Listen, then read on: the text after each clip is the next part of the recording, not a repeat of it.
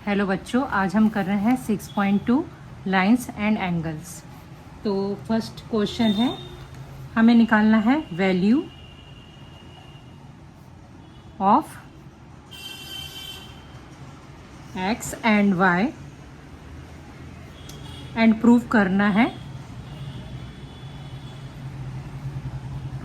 करना है हमको कि ए बी पैरेलल है सी डी के। ये फिगर बना लिया है मैंने कि ए बी पैरेलल है सी डी, ये प्रूफ करना है और एक्स और वाई की वैल्यू निकालना है।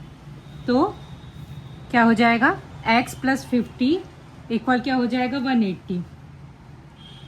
एक्स प्लस 50 डिग्री इक्वल क्या हो जाएगा 180 डिग्री। क्यों? क्योंकि ये दोनों क्या है, लीनियर पेयर है। लीनियर पेयर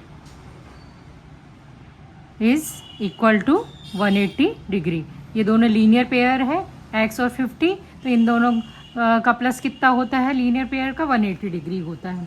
तो x इक्वल क्या हो जाएगा 180 डिग्री माइनस 50 डिग्री। तो 180 में से 50 माइनस करेंगे तो कितना आएगा 130 डिग्री। तो x की वैल्यू क्या आ गई आपकी 130 डिग्री आ गई। अब y इक्वल क्या हो जाएगा, y इक्वल भी क्या हो जाएगा 130 डिग्री, क्योंकि क्या है ये वर्टिकली x y, ये क्या हो जाएगा 130 हो जाएगा। क्यों? क्योंकि ये y और 130 ये वर्टिकली अपोजिट एंगल है, तो ये क्या हो जाएगा 130 हो जाएगा। वर्टिकली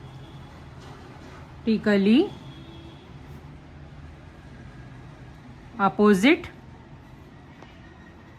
एंगल आर इक्वल, ये 130 है तो 130, तो ये भी क्या y भी क्या हो जाएगा 130, क्योंकि ये दोनों क्या है, ये क्या है वर्टिकली अपोजिट एंगल है। तो क्या हो जाएगा, in two parallel lines the alternate interior angles are equal।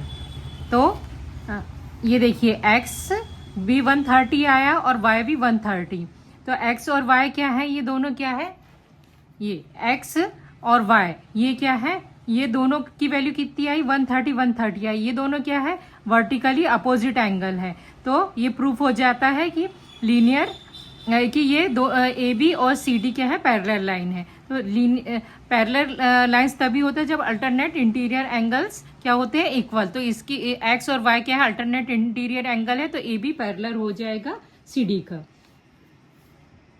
X equal Y equal कितना आया 130 हो गया।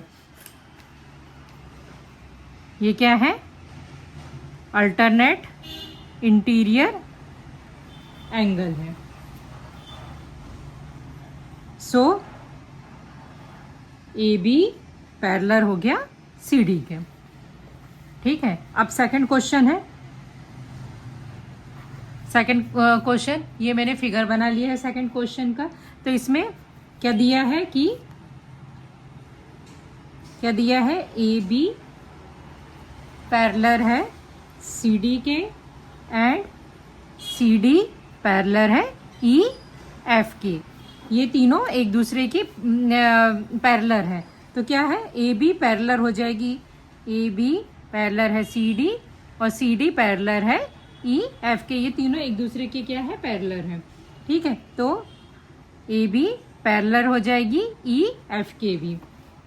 तो ए बी सी डी के पैरेलल है और सी डी ई एफ के पैरेलल है, तो ए बी जो है ई एफ के भी पैरेलल हो जाएगा।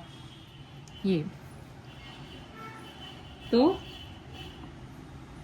क्या हो जाएगा, ए बी जब ई एफ के पैरेलल हो जाएगा तो एक्स इक्वल क्या हो जाएगा जेड हो जाएगा। x इक्वल क्या हो जाएगा z के। ये क्या है अल्टरनेट इंटीरियर एंगल है, अल्टरनेट इंटीरियर एंगल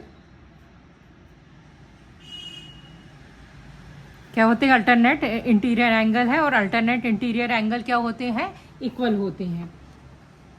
अब क्या है, y और z का रेशियो कितना दिया है, 3:7। तो y इक्वल क्या ले जाएंगे 3p, और z इक्वल क्या ले लेंगे 7p। यहाँ पर हम जनरली x लेते, पर x y की वैल्यू x y z की पहले से ही इसमें दिया, इसीलिए हम p ले रहे हैं। y इक्वल 3p और z इक्वल 7p। आप कोई भी अल्फ़ाबेटिकली नंबर ले सकते हैं, ठीक है। तो क्या दिया है, x equal z equal x, और z की वैल्यू क्या है, ये सेम, क्योंकि अल्टरनेट इंटीरियर, ये x और z क्या हो गए, अल्टरनेट इंटीरियर हो गए। तो x इक्वल z इक्वल भी क्या हो जाएगा 7p हो जाएगा, अल्टरनेट इंटीरियर एंगल है, ठीक है। तो x plus y equal 180 degree. क्यों, क्योंकि ये क्या है, को इंटीरियर एंगल, ये x और y क्या है, को इंटीरियर एंगल है, इनका सम कितना होता है 180 डिग्री। तो x की वैल्यू क्या हो गई हमारी, x की वैल्यू क्या हो गई 7p,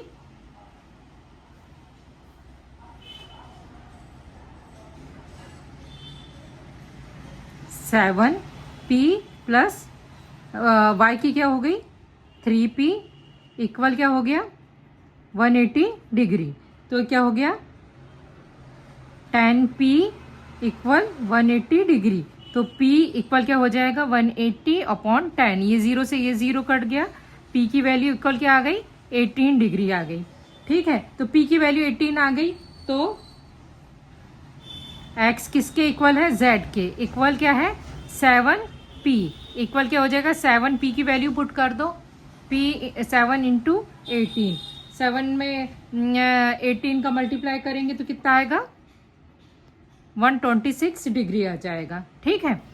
और y इक्वल क्या हो जाएगा 3, y इक्वल क्या है 3p इक्वल 3 इंटू 18 डिग्री, तो कितना आ जाएगा 54 डिग्री। तो ये हमारी वैल्यू आ गई हमारी कि x की वैल्यू कितनी, x और z की वैल्यू कितनी आ गई 126, और z की वैल्यू और y की वैल्यू कितनी आ गई 54 आ गई। तो ये हमारा सेकंड क्वेश्चन हो गया। अब हमारा क्या है, थर्ड क्वेश्चन है। ये थर्ड क्वेश्चन का ये मैंने ये फिगर बना दिया है कि ये इसमें दिया है, गिवन क्या दिया है कि AB